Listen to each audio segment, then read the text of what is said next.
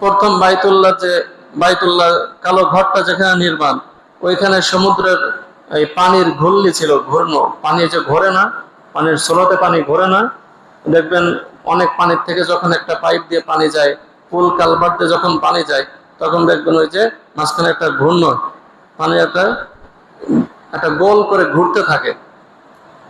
তো এরকম পানির ঘূর্ণায়নে ওইখানে ফেনা তৈরি হয়। ওই ফেনার থেকে আস্তে আস্তে ওইখানে ফেনা জমতে থাকে, ফেনার থেকে আস্তে আস্তে ওইখানে মাটি তৈরি হয়। কেমনি হয় আল্লাহ ভালো জানেন, সর্বপ্রথম পানির থেকেই ওখানে মাটি তৈরি হয়। তো এরকম ভাবে আল্লাহ তাআলা চাইছেন, জমিন হয়ে গেছে, আল্লাহ তাআলা চাইছেন জমিনের নিচে আল্লাহ তাআলা অফুরন্ত ধন ভাণ্ডার রেখে দিয়েছেন, বিভিন্ন খনিজ সম্পদ আল্লাহ তাআলা জমিনের নিচে রেখে দিয়েছেন। এ তো এক জমিনের সম্পদ। এই এক জমিনের সম্পদই যদি মানুষের সামনে উঠাই দেয় আল্লাহ তাআলা, তো মানুষের সম্পদের চাহিদা থাকবে না। কিয়ামতের আগে এমনটা হবে যে মানুষের সামনে সম্পদের ঢের পড়ে থাকবে, কিন্তু সম্পদ নেওয়ার মানুষ থাকবে না। মানুষের এত সম্পদ হয়ে যাবে। সেদিন আসতেছে, খুব বেশি নাই, এখনই দেখেন না মানুষের কি পরিমাণ সম্পদ, এখনই মানুষের কি পরিমাণ সম্পদ। হাদিসের মধ্যে আসছে কিয়ামতের আগে মানুষের এত পরিমাণ সম্পদ হবে যে মানুষের সম্পদের আধিক্য বেড়ে যাবে, মানুষের অনেক সম্পদ হবে। আর যখন মানুষের এই সম্পদ হবে, তখন মানুষের মধ্যে হিংসা বৃদ্ধি পাবে। এখন সেই সময়টা চলতেছে, এখন সেই সময়টা চলতেছে না। এখন দেখেন মানুষের মধ্যে অনেক সম্পদ, প্রত্যেক মানুষের কাছে অনেক সম্পদ, আর এই সম্পদের কারণে একে অপরকে সম্মান করে না, একে অপরকে শ্রদ্ধা করে না, একে অপরকে ভালোবাসে না, হিংসা করে। হ্যাঁ, হিংসা করে, অহংকার করে। সামান্য সম্পদ, কতটুকু সম্পদের মালিক হয়েছে, এই সম্পদে এত অহংকার। আগে বলতো কি যে অমুক ভাই যা বলবে তাই, মিয়া ভাই কি বলছে দেখো, মিয়া ভাইয়ের কথা ছাড়া চলা যাবে না, বড় চাচা কি বলছে, বড় চাচার কথা শোনো, মাতব্বর সাহেব কি বলছে, মাতব্বরের কথা মতোই চলো। আলহামদুলিল্লাহ,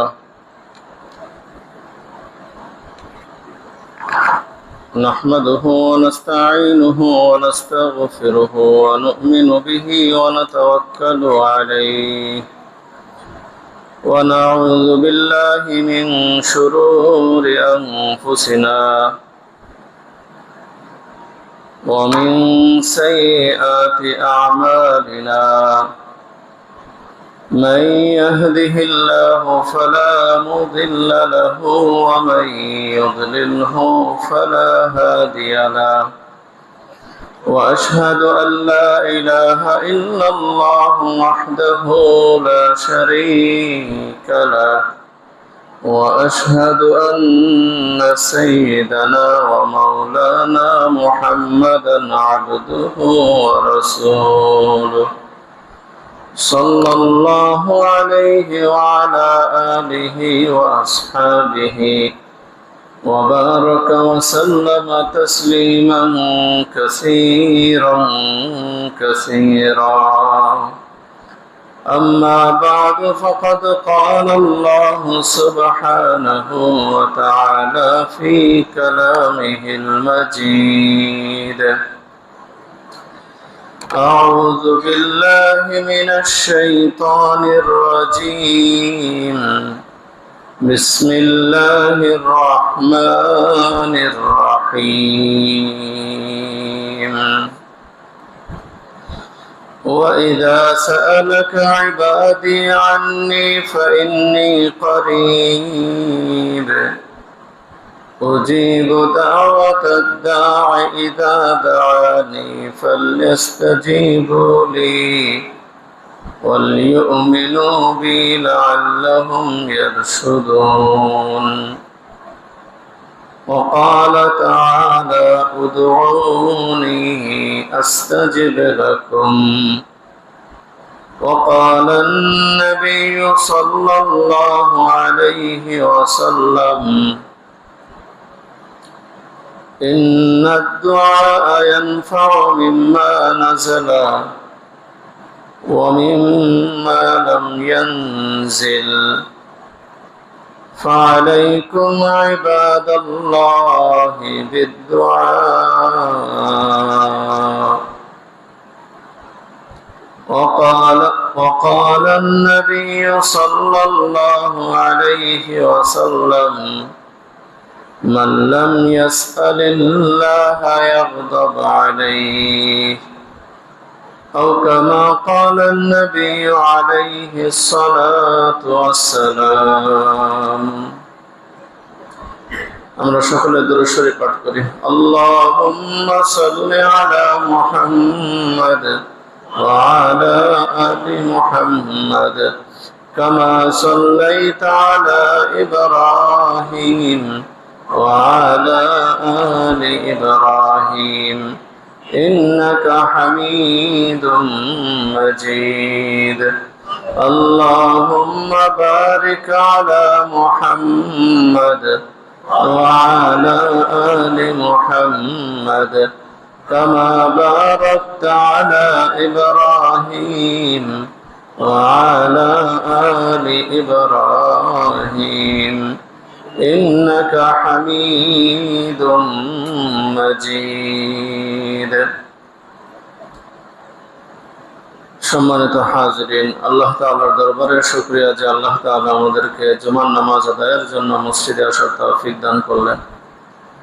আল্লাহ তাআলার দরবারে আমরা শুকরিয়া আদায় করি আলহামদুলিল্লাহ। আল্লাহ তাআলা বলেন উদউনি আস্তাজিব লাকুম, তোমরা আমার কাছে দোয়া করো, আমি আল্লাহ সেই দোয়া কবুল করব। তো আসলে মানুষ চায় কার কাছে? দুনিয়াতে মানুষ ওই ব্যক্তির কাছেই চায় যে দেওয়ার ক্ষমতা রাখে।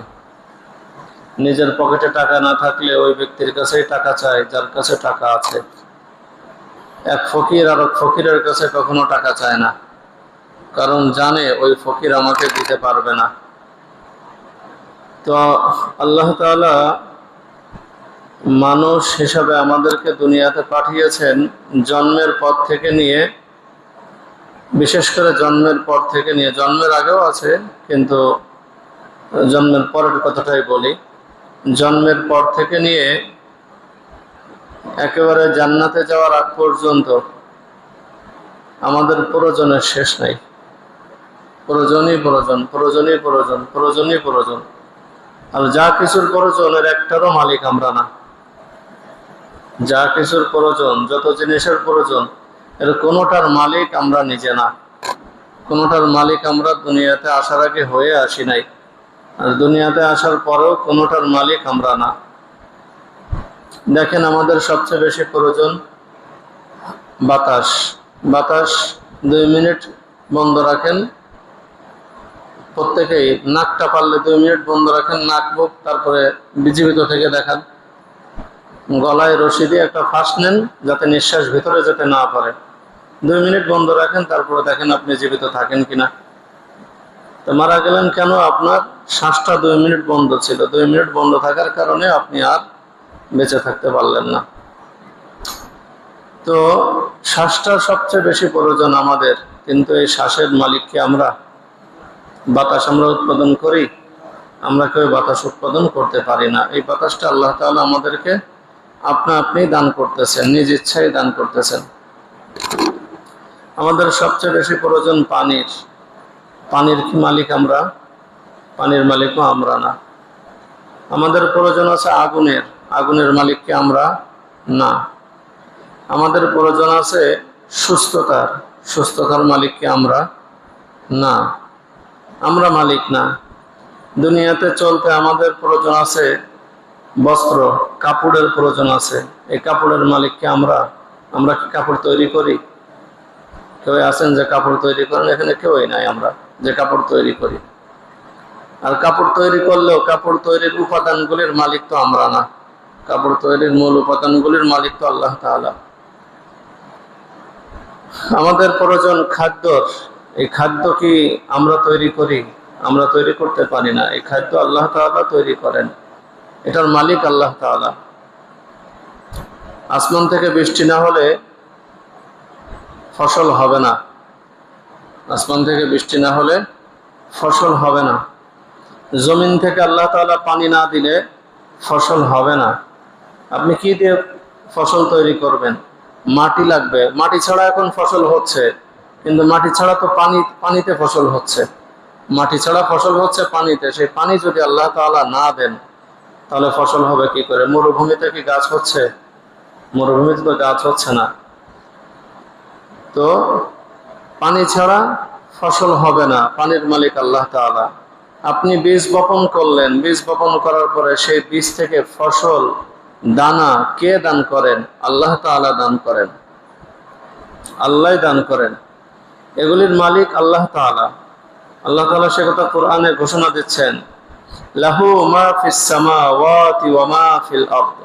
আসমান ও জমিনে যা কিছু আছে, আসমান ও জমিনে যা কিছু আছে, সব কিছুর মালিক আল্লাহ তাআলা। সব কিছুর মালিক কে ভাই? আল্লাহ তাআলা। সব কিছুর মালিক আল্লাহ তাআলা। মা বাইনাস সামাওয়াতি ওয়াল আরদ, আসমানে যা আছে, জমিনে যা আছে,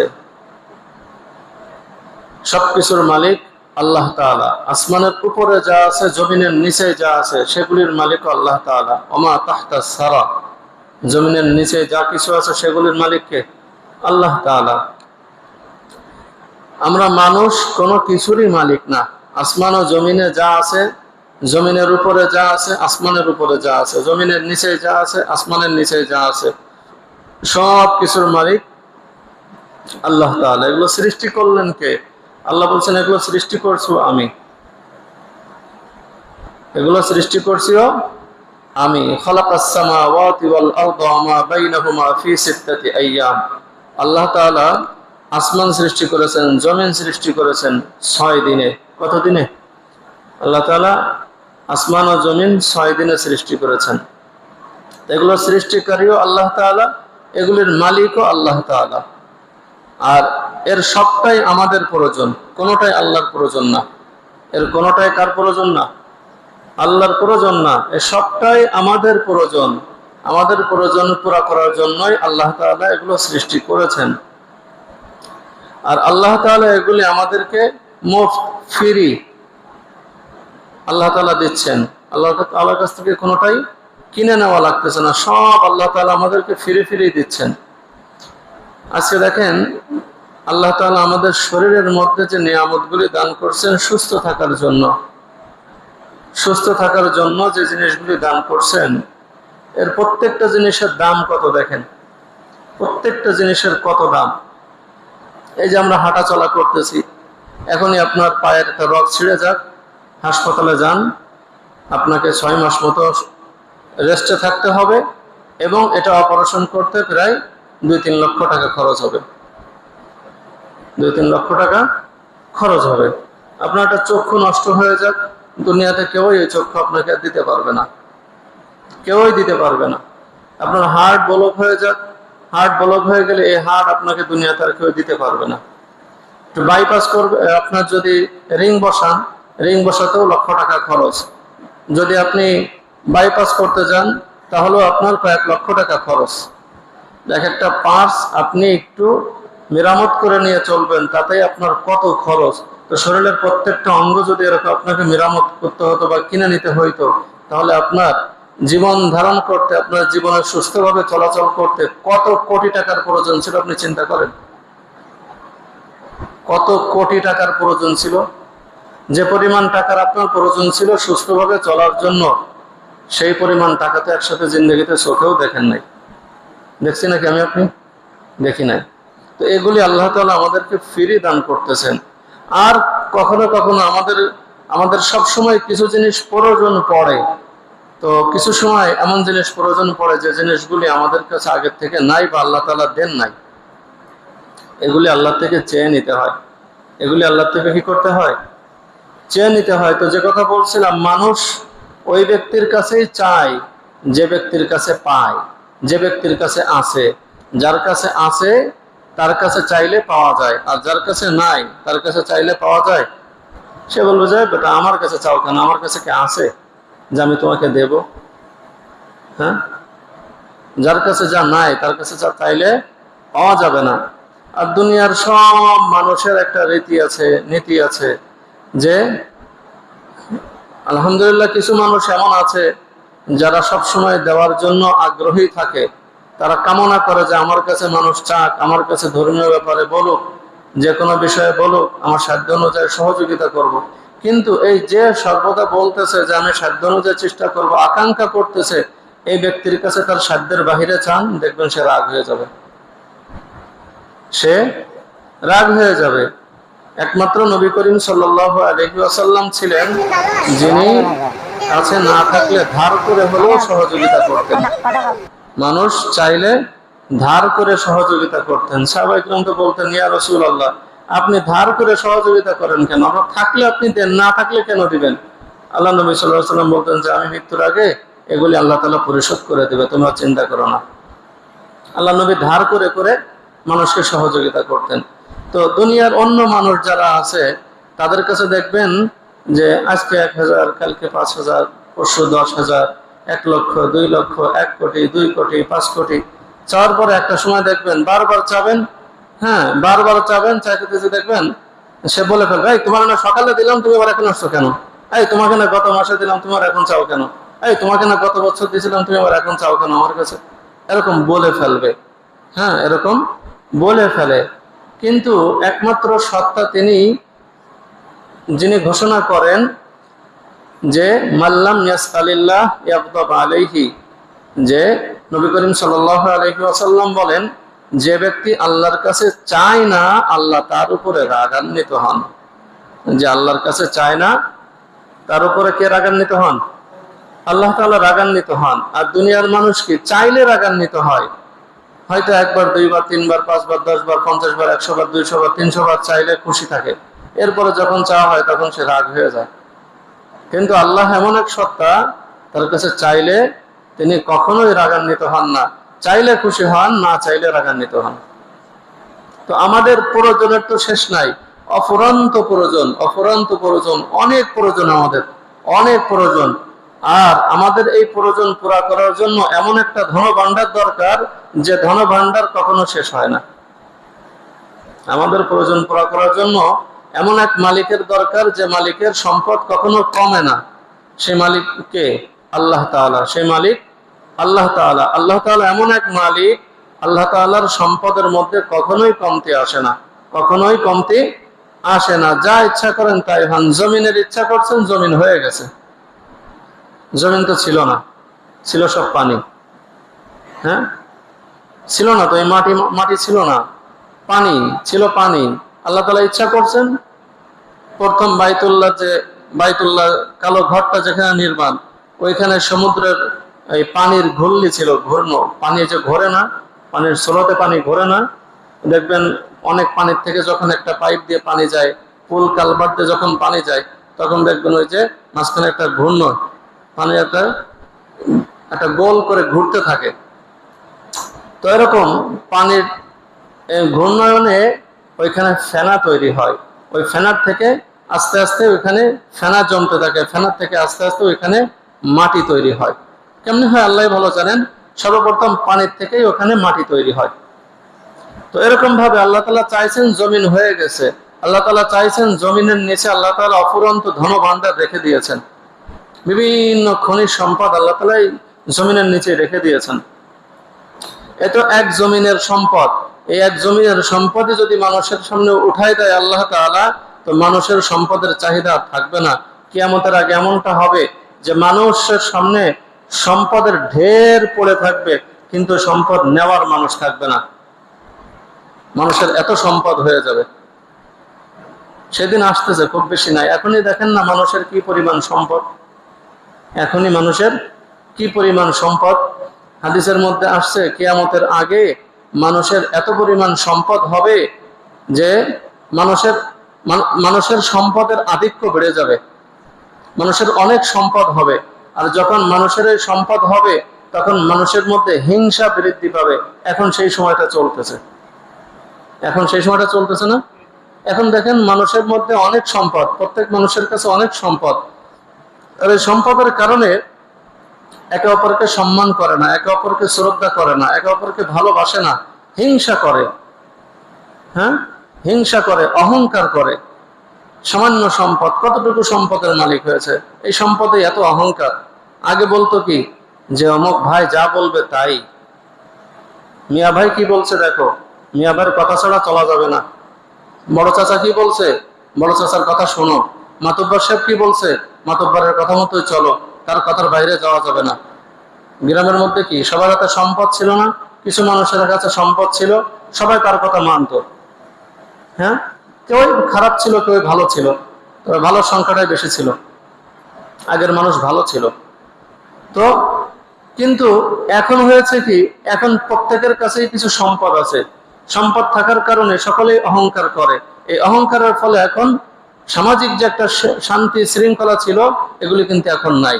আর সামাজিক শান্তি শৃঙ্খলা না থাকার কারণে ব্যক্তিগত জীবনে, পারিবারিক জীবনেও শান্তি শৃঙ্খলা নাই। দেখেন কথা সত্য কিনা। আল্লাহ নবী সাল্লাল্লাহু আলাইহি ওয়াসাল্লাম 1450 বছর আগে কথা বলে গেছেন যে কিয়ামতের আগে মানুষের যখন সম্পদ হবে, ওই সম্পদের কারণে মানুষের মধ্যে হিংসা, অহংকার সৃষ্টি হবে। এখন কিন্তু সেটা হয়ে গেছে। দেখেন আমাদের মধ্যে যতটুকু বিশৃঙ্খলা, সম্পদের কারণে। আগে আপনাদের এই সমস্ত সম্পদের দাম ছিল না। দাম ছিল তেমন দাম ছিল না।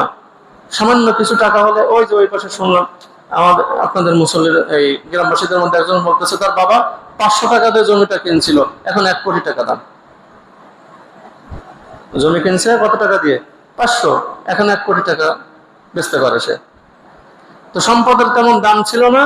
আপনাদের ভিতরে মারামারি গ্যাঞ্জাম, বা আমাদের ভিতরে, মানুষের ভিতরে মারামারি গ্যাঞ্জাম, কাটাকাটি ইত্যাদি ছিল না। এখন সম্পদের দাম বেড়ে গেছে। এখন কে কাকে মামলা দিতে পারবে, কার জমিনকে ফাঁকিতে নিতে পারবে, অহংকার আর ধোঁকাবাজি বেড়ে গেছে। তো মানুষের প্রয়োজনের শেষ নেই, আর মানুষ তার কাছেই চাইবে যার কাছে সম্পদ আছে।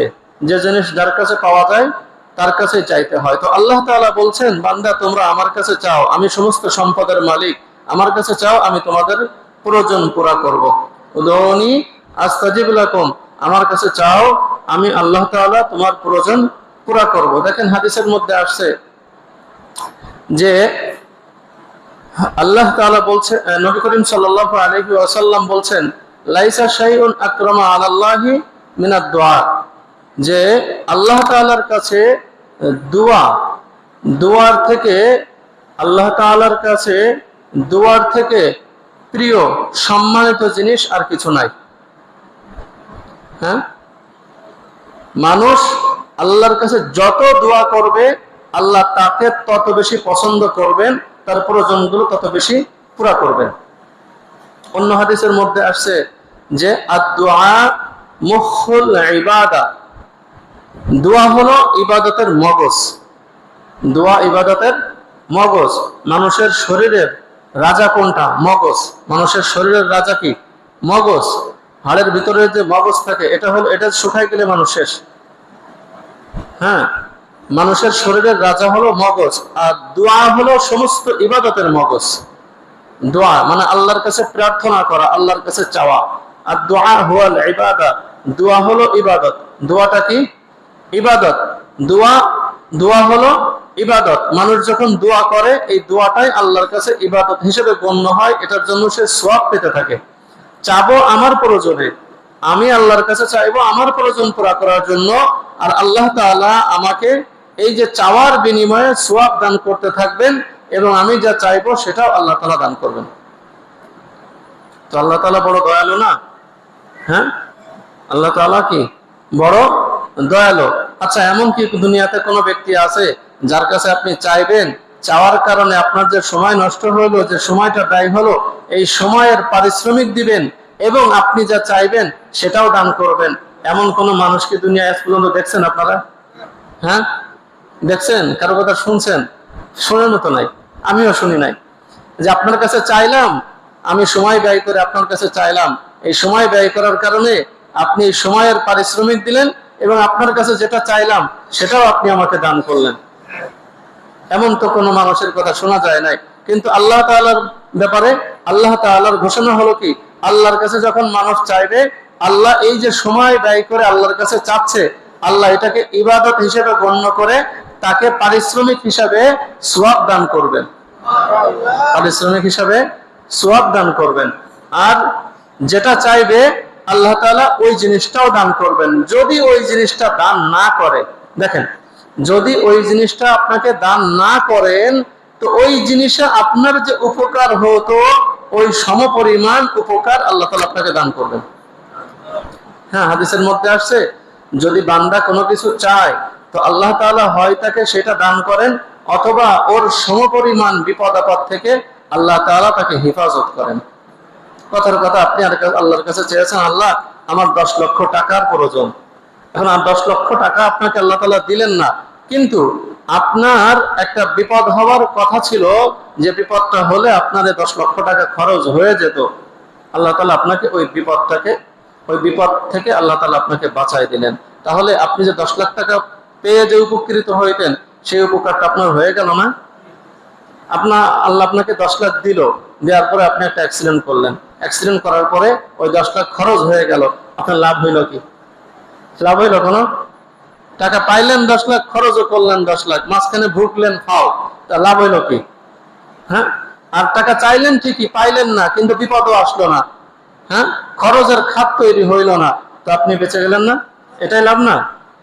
তো আল্লাহর নবী সাল্লাল্লাহু আলাইহি ওয়াসাল্লাম বলছেন, যখন আল্লাহর কাছে কোনো কিছু চাওয়া হয়, আল্লাহ হয় সেটা তাকে দান করেন, অথবা ওই সমপরিমাণ খারাপ জিনিস থেকে, ক্ষতিকারক জিনিস থেকে ওই বান্দাকে আল্লাহ তাআলা হেফাজত করেন। একটা হাদিসের মধ্যে আসছে, বান্দা যখন আল্লাহর কাছে দোয়া করে, তো তার কাছে যে জিনিসটা আসছে, যে জিনিসটা সে পেয়ে গেছে, এই জিনিসের জন্য দোয়া করলে সেটারও উপকার হয়, আর বান্দার কাছে যে জিনিস আসে নাই সেটার জন্য দোয়া করলেও সে বান্দা উপকার পায়। দেখেন, আপনার কাছে একটা বিপদ, আপনি একটা বিপদে পড়ছেন, এখন যদি আপনি দোয়া করেন, আল্লাহ এই বিপদ থেকে আমাকে উদ্ধার করেন, আর আল্লাহ আপনাকে উদ্ধার করলো, তাহলে এই দোয়ার কারণে আপনি উপকৃত হইলেন না? হ্যাঁ, আবার মানুষ তো বিপদে পদে পড়েই, আপনি আল্লাহর কাছে দোয়া করলেন, আল্লাহ আমাকে বিপদে ফেলেন না, বিপদ থেকে আমাকে হেফাজত করেন, তো আল্লাহ আপনাকে বিপদ থেকে হেফাজত করলো। তাহলে যে কোনো বিপদ আপনার কাছে আসার আগেই আপনার দোয়ার বরকতে আল্লাহ তাআলা আপনাকে হেফাজত করলো না? এই জন্য হাদিসের মধ্যে বলছে, যা বান্দার কাছে পৌঁছেছে আর যা বান্দার কাছে পৌঁছায় নাই, দোয়ার মাধ্যমে এই দুটো জিনিসের মধ্যে উপকার পাওয়া যায়। এই জন্য আমরা কি করব? দোয়া করব। আমাদের একটা বদ অভ্যাস আছে, আমাদের আছে। মানুষ তো আমরা, ইন্নাল ইনসানা লিরাব্বিহি লাকানুত, মানুষ তার রবের ব্যাপারে বড়ই নেমক হারাম। মানুষ কি করে? তার রবের সাথে নেমক হারামি করে। আমরা আল্লাহর নিয়ামত পেয়ে আল্লাহর সাথেই নাফরমানি করি। কারণ ওই যে থালে খাই, সেই থালে কি করি? থুতু ফেলি। আমরা আল্লাহটা খাই, আল্লাহর থেকে নিয়ে চলাফেরা করি, আল্লাহর দেওয়া শক্তি দিয়ে দুনিয়ায় চলাফেরা করি, আবার সেই আল্লাহরই নাফরমানি করি, আবার সেই আল্লাহরই কি করি? নাফরমানি করে থাকি। এটা বড়ই খারাপ কথা। এই জন্য আল্লাহ তাআলা বলছেন, মানুষ তার রবের সাথে নেমক হারামি করে, অকৃতজ্ঞ মানুষ আল্লাহর ব্যাপারে কি? অকৃতজ্ঞ। তো আমরা কি করি? বিপদে পড়লে আমরা দোয়া করি। বিপদে পড়লে, যখন কোরআনের মধ্যে আসছে, ওয়াইদা গাশিয়াহুম মাউজুন কাযযুলালি দাউল্লাহ মুখলিসিনা লাহুদ্দিন ফালাম্মা নাজ্জাহুম ইলাল বার, যখন মানুষ ওই সমুদ্রের ঢেউয়ের তুফানের মধ্যে পড়ে, তখন মানুষ আল্লাহকে একনিষ্ঠভাবে, একেবারে খালেস নিয়তে, খুব মনোযোগ সহকারে আল্লাহকে ডাকতে থাকে। যখন আল্লাহ তাআলা কিনারায় পৌঁছে দেন, যখন নদীর তুফান থেকে হেফাজত করে সমুদ্রের তীরে পৌঁছে দেন, তখন আল্লাহকে ভুলে যায়। হ্যাঁ, তখন কয় যে নাবিকটা ভালো ছিল, মাঝিটা ভালো ছিল, হ্যাঁ, রাস্তাঘাটে বিপদে পড়লে ওই ড্রাইভারটা ভালো ছিল, এই জন্য বেঁচে গেছি। বুঝে আসে নাই? অসুস্থ হইলে কয় টাকা ছিল, টাকার জন্য বেঁচে গেছি। বুঝে আসে নাই? কয় হাসপাতালটা পাশেই ছিল, তো সময় মতো নিতে পারছি, হ্যাঁ, এই জন্য ভালো ডাক্তার ছিল, তো এই জন্য বেঁচে গেছি। আসলে কি ডাক্তারে বাঁচাইছে? ডাক্তারে যদি বাঁচায় তো ডাক্তার বাঁচে না কেন? ডাক্তার মরে কেন? টাকায় যদি বাঁচায়, তো এই যে আপনাদের পাশেই তো উনি মারা গেলেন কেন? করোনার মধ্যে। হ্যাঁ, শত শত কোটি টাকার মালিক ছিলেন, এই যে আপনাদের এই পাশেই বাড়ি না, জমি টমির কৃষি ব্যবসা করতেন, সে মারা গেল কেন? ধনীরা মারা যায় কেন? ক্ষমতায় যদি বাঁচায়, তো ক্ষমতাসীনরা কেন মারা যায়? এরা তো বাঁচে না, এরা মারা যায় কেন? যে হাসপাতাল করছে সে মারা যায় কেন? হাসপাতাল আপনার বাড়ির পাশে থাকার কারণেই আপনি বেঁচে গেছেন। তো যিনি হাসপাতাল তৈরি করছে উনি মারা যায় কেন? বুঝে আসে না? ওনারা মারা যাচ্ছেন কেন? আসলে এগুলি তো বাঁচায় না, বাঁচায় তো আল্লাহ তাআলা। কিন্তু আমরা সেই আল্লাহ তাআলার নিয়ামত পেয়ে আল্লাহকে ভুলে যাই। তো যে কথা বলছিলাম, ইন্নাল ইনসানা লিরাব্বিহি লাকানুত, মানুষ রবের ব্যাপারে নেমক হারাম। আর মানুষ যখন বিপদে পড়ে তখন মানুষ আল্লাহকে একনিষ্ঠভাবে ডাকে, কিন্তু বিপদ থেকে মুক্তি পাওয়ার পরে আল্লাহকে ভুলে যায়। তো আল্লাহ নবী সাল্লাল্লাহু আলাইহি ওয়াসাল্লাম বলছেন যে তোমরা যদি এটা পছন্দ করো যে বিপদে পড়লে তোমাদের দোয়া কবুল করা হবে, বিপদে পড়লে তোমাদেরকে সহযোগিতা করা হবে আল্লাহর পক্ষ থেকে, বিপদে পড়লে আল্লাহ তোমাদেরকে বিপদে উদ্ধার করবে, তাহলে বিপদে পড়ার আগে যখন ভালো থাকো তখন আল্লাহর কাছে বেশি বেশি দোয়া করো। যখন ভালো থাকো তখন আল্লাহর কাছে বেশি বেশি চাও, তাহলে বিপদে পড়লে তোমার কথা শোনা হবে। কথাটা বুঝতে পারছেন?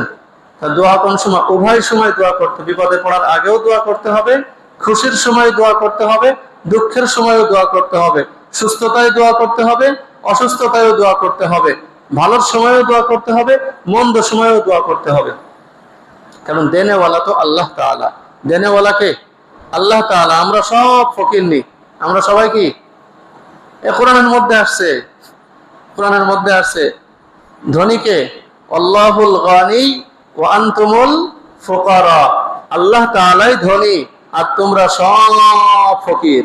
ওয়া আনতুমুল ফুকারা, ফকিরের বহুবচন ফুকারা। তো আল্লাহই ধনী আর তোমরা সবাই কি? দরিদ্র, দরিদ্র। তো আমরা তো সবাই, আমরা সব জিনিসের মুখাপেক্ষী, সব আমাদের প্রয়োজন, আর সবকিছুর মালিক আল্লাহ তাআলা। এজন্য আমরা বেশির থেকে বেশি আল্লাহর কাছে চাইবো। চাওয়াতে কোনো লস নাই, আপনি যত চাবেন তত পাবেন। যদি দুনিয়ায় না পান পরকালে পাবেন। হাদিসের মধ্যে আসছে বান্দা যা চায় সবকিছু তাকে দুনিয়াতে দেওয়া হবে না, কিছু পরকালের জন্য রেখে দেওয়া হবে। দেখা যাচ্ছে আপনি দুনিয়াতে চাইলেন যে আল্লাহ আমাকে অমুক জিনিস দান করেন, ওইটা পাইলে দেখা যাচ্ছে আপনি নেক আমল করতেন, ওটার মাধ্যমে ভালো কিছু করতেন, তো আপনি পান নাই। তো পরকালে যে দেখবেন আপনার আমলনামায় ওই জিনিসের সওয়াব দেওয়া আছে, তখন আপনি বলে ফেলবেন আল্লাহ এই সওয়াব কোথা থেকে আসলো? আল্লাহ বলবেন যে বান্দা তুমি কি অমুক জিনিস চাইছিলে আমার কাছে? হ্যাঁ চাইছিলাম। তো পাইলে তুমি কি করতে? অমুক নেক আমল করতাম। কয় সেই নেক আমল তুমি করতে পারছো? কয় না, আমি আল্লাহ তোমাকে বঞ্চিত করি নাই, তুমি যে আমার কাছে চাইছিলে আমি সেটা তোমাকে দান করি নাই।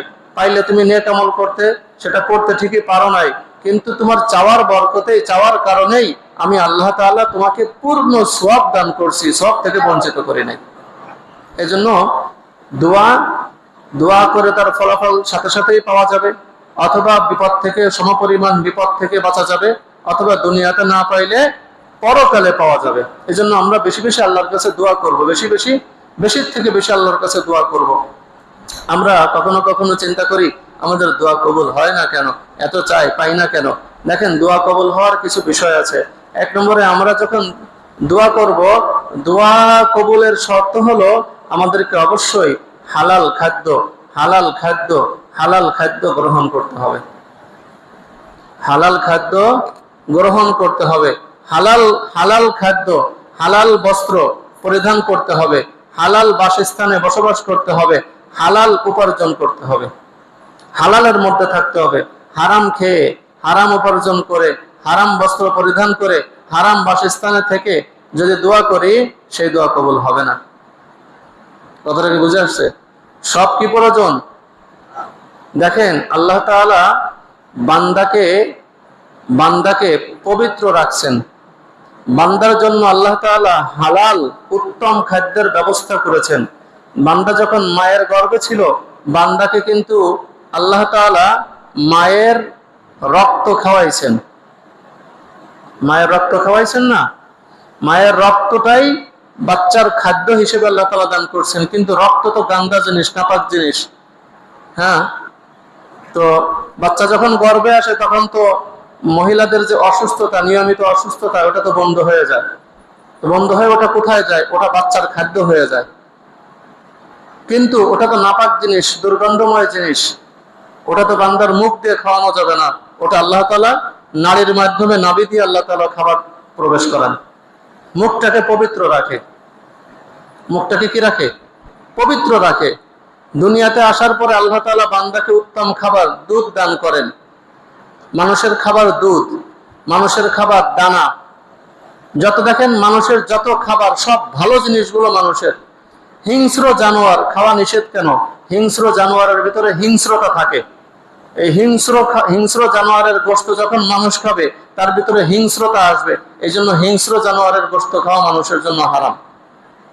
মৃত জানোয়ারের গোশত খাওয়া হারাম। মৃত মানুষ খাবে না, মৃত জানোয়ার মানুষ খাবে না। এমনকি পাখির মধ্যেও যারা পা দিয়ে শিকার করে, এই পাখিগুলি খাওয়া মানুষের জন্য হারাম।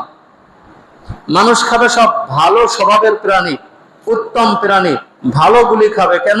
মানুষ আশরাফুল মাখলুকাত, তার খাবারগুলিও ভালো। কিন্তু আমরা কি করি? অন্য প্রাণী দেখেন, শিয়াল খায় কি? মরা পচা সব খায়। কুকুরে খায় কি? ঠান্ডা ঠান্ডা ঘু। শুকরে কি খায়? গরম নিজে পায়খানা করে নিজে খায়। নিজের পায়খানা গরম গরম টাটকা টাটকা পায়খানা খায়। কথাটা বুঝতে পারছেন? তো কুকুরে শুকরে বলে যে তোর থেকে আল্লাহ আমারে ভালো বানাইছে, তুই তো তোর নিজের পায়খানা খাস, আমি যদিও মানুষেরটা খাই, তোর নিজেরটা তো খাই না। বুঝে আসে নাই? কুকুরে শুকরের উপরে শুকরিয়া করে, অন্যান্য প্রাণী কুকুরের উপরে শুকরিয়া করে, আল্লাহ তোর থেকে আমারে ভালো বানাইছে, তুই তো মানুষের গু খাস। আমরা তো গু খাই না, অন্য খাবার খাই। বুঝে আসে নাই?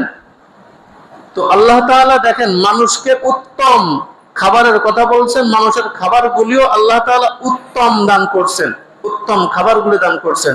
ইয়া আল্লাহ ঘোষণাও করতেছেন, ইয়া আইয়ুহাল্লাযীনা আমানু কুলু মিন তাইয়্যিবাতি মা রাযাকনাকুম। হে বান্দা, ঈমানদার বান্দারা, তোমরা উত্তম খাদ্য গ্রহণ করো যেগুলি আমি তোমাদেরকে দান করছি। কিন্তু আমরা কি করতেছি? আল্লাহ আমাদেরকে উত্তম খাইতে বলছেন, আমরা উত্তমটা না খেয়ে আমরা হারামটা খাচ্ছি, হারামটা খাচ্ছি। হারাম, হারাম উপার্জন কোনোদিনও উত্তম হতে পারে না। হারাম উপার্জন নিকৃষ্ট খবিস। হারাম উপার্জন কেটা? নিকৃষ্ট খবিস। মানুষ তো একটু চিন্তা করলে বুঝে যে আমি এই হারাম খাদ্যটা কার জন্য উপার্জন করতেছি। কলিজার টুকরো সন্তান, হ্যাঁ, মানুষ তো উপার্জন করে সন্তানকে খাওয়ায়, তাই না? মানুষ তো উপার্জন করে মা বাবাকে খাওয়ায়। মানুষ তো উপার্জন করে প্রিয়তমা স্ত্রীকে খাওয়ায়। মানুষ তো উপার্জন করে আদরের স্নেহের বা শ্রদ্ধেয় ভাই বোনদেরকে খাওয়ায়। এই তো আপন জনদেরকেই তো মানুষ খাওয়ায়। তো মানুষ তো এটুকু চিন্তা করতে পারে, আমি হারাম উপার্জন করে কাদেরকে খাওয়াচ্ছি? আমার সবচেয়ে আপন যারা, এই নিকৃষ্ট খাবার, তাদেরকে আমি খাওয়াচ্ছি। এই চিন্তাটা মাথার ভিতরে আসে না। আমি হারাম উপার্জন করে কাদেরকে খাওয়াচ্ছি? যারা আমার সবচেয়ে আপন, তাদেরকে আমি নিকৃষ্ট খাবারটা খাওয়াচ্ছি। এতটুকু চিন্তা করলে তার হারাম উপার্জনের কাছে যাওয়া লাগে না। তো দোয়া কবুলের প্রধান শর্ত কি? হালাল খাওয়া, হালাল পরিধান করা, হালাল ঘরে বসবাস করা, যাবতীয় সবকিছু হালাল হওয়া। যদি হালাল না হয় তো দোয়া কবুল হবে না। হালাল না হলে দোয়া কবুল হবে না। অনেকের দেখা যাচ্ছে সবকিছু হালাল, তারপরেও দোয়া কবুল হচ্ছে না। কেন? দোয়া কবুল হওয়ার আরেকটা, না কবুল হওয়ার আরেকটা কারণ হলো মানুষ যখন দোয়া করে তখন মনোযোগ সহকারে দোয়া করে না। মনোযোগ সহকারে দোয়া করে না। আরে একজন ভিক্ষুক, ওই বিভিন্ন বুজুর্গানের দিন বলছেন যে তোমরা দোয়া করা শিখবে, আল্লাহর কাছে দোয়া করা শিখবে কার থেকে? ভিক্ষুক থেকে। একজন ভিক্ষুক যখন আপনার সামনে চায়, এখন তো অনেক বাটপার আছে রাস্তার মধ্যে, দেখেন না, সুস্থ মানুষ, তারপরও ভিক্ষা নিবে। এই জন্য একেবারে সুস্থ মানুষ কিভাবে ড্রেনের পাশে, ডাস্টবিনের পাশে ময়লায় কিভাবে বুট হয়ে পড়ে থাকে, দেখেন না? তো ওর থেকে ভিক্ষা চাওয়া শিখেন। আমার আপনার ভিক্ষা চাওয়া কি? আমরা তো ভিক্ষা চাই আল্লাহর কাছে, তো ওর থেকে আমাদের ভিক্ষা চাওয়া শেখা উচিত। ভিক্ষুকের কাছ থেকে চাওয়া শিখতে হয়। তো আল্লাহর কাছে যখন চাইবো তখন আমাদের ঠিক ওই ভিক্ষুকের যে বডি ল্যাঙ্গুয়েজ, ওর যে শরীরের যে একটা আকৃতি, চেহারার যে একটা রূপ হয়ে যায় চাওয়ার সময়, এরকম ভাবে চাইতে হবে। একেবারে মনোযোগ সহকারে কান্নাকাটি করে আল্লাহর কাছে চাইতে হবে। কিন্তু আমাদের দোয়া না কবুল হওয়ার কারণ হলো আমরা চাই ঠিকই আল্লাহর কাছে, কিন্তু গাফেল অবস্থায়, উদাসীন অবস্থায়, আস্থা থাকে না আল্লাহর প্রতি। আল্লাহর প্রতি কি থাকে না? আস্থা থাকে না। আর যখন আল্লাহ যে দিবেই দিবে, এই আস্থা থাকে না। আর হাদিসের মধ্যে আসছে মানুষ যখন দোয়া করে কবুল হওয়ার অপেক্ষায় থাকে, হাদিসের মধ্যে আর শব্দ আসছে যে যখন কোন দরিদ্র ব্যক্তি ধনী হওয়ার অপেক্ষায় থাকে দোয়ার মাধ্যমে, তো আল্লাহ তাআলা তার এই ইবাদতটাকে সর্বোত্তম ইবাদত হিসেবে গ্রহণ করেন। মানে দোয়া করে যখন দোয়া কবুলের অপেক্ষায় থাকে, এই অপেক্ষাটা আল্লাহ তাআলা সর্বোত্তম ইবাদত হিসেবে গ্রহণ করেন। হাদিসের মধ্যে আসছে যে আফজালুল ইবাদা, এটা হলো উত্তম ইবাদত, সর্বোত্তম ইবাদত। এজন্য আমরা যখন দোয়া করব আল্লাহর পরে পূর্ণ আস্থা রাখবো যে আল্লাহই আমাকে দিবে, আমার এই প্রয়োজন একমাত্র আল্লাহই পুরা করতে পারে, আল্লাহর কাছেই আছে, আল্লাহর ভান্ডারে আছে, তিনিই দান করতে পারে, তিনিই দিবেন, এই আস্থা থাকতে হবে। এবং চাওয়ার সময় আমাদের নম্র হয়ে আদবের সাথে কান্না করে, কান্না যদি না আসে কান্নার ভান ধরতে হবে। এভাবে আল্লাহর কাছে মনোযোগ সহকারে চাইলে আল্লাহ তাআলা অবশ্যই আমাদের দোয়া কবুল করবেন। এর জন্য আমরা বেশি বেশি আল্লাহর কাছে চাইবো, আল্লাহর কাছে দোয়া করব। আল্লাহ তাআলা আমাদেরকে দোয়া করার তৌফিক দান করুন। ওয়া আখিরু দাওয়ানা আলহামদুলিল্লাহি রাব্বিল আলামিন।